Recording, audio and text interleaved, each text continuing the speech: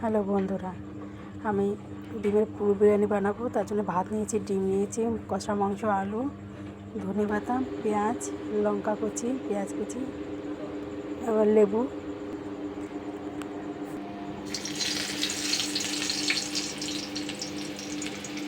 পেঁয়াজটা আমি বেরেস্তা হওয়ার জন্য ছেড়ে দিলাম তেলে। গোলাপ জল, কেওড়া জল, পেঁয়াজটা বেরেস্তা হয়ে গেছে। লেবু রস নিয়ে নেবো আমি 1 চামচ। মাংস কুচি, আলু, বেরেস্তা, ধনেপাতা কুচি, স্বাদ অনুযায়ী লবণ, গোলাপ জল, কেওড়া জল, ডিমে ধুয়ে নেব।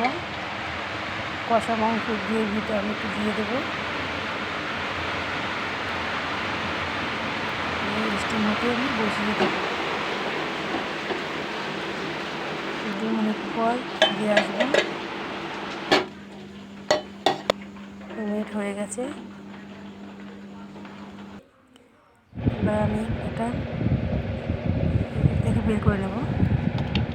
দেখো আমার ডিমের পুর বিরিয়ানি রেডি।